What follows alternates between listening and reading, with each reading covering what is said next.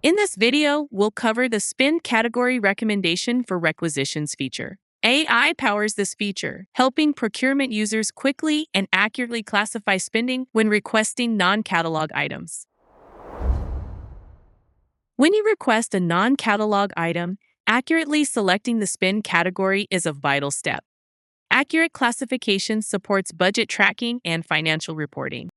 The spend category recommendation feature uses machine learning to suggest the most appropriate spend categories for your requisition line items, helping to minimize misclassification errors and reduce manual effort. The Workday model considers various factors like the supplier, request description, the company, and the cost center to generate its recommendations. As you fill out the requisition, the system recommends up to 5 spend categories that are most likely to be correct.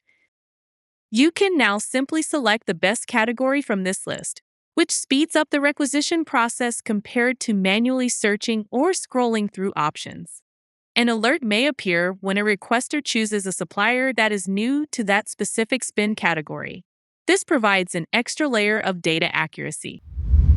The spend category recommendation feature is active when you perform key requisition tasks, including request non-catalog items, checkout, edit requisition, and revise requisition. To ensure high accuracy, the machine learning in Workday needs sufficient data. This typically means having at least 1 year of historical requisition or purchase order data, a minimum of 10,000 line items, and at least 10 unique spend categories. Keep in mind that when you create a new spend category, it takes time and a sufficient number of completed requisitions before Workday can begin including it in the recommendations.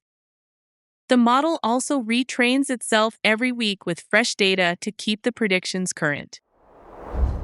By using the spend category recommendation feature, you can submit more accurate requisitions and accelerate the start of your procurement cycle.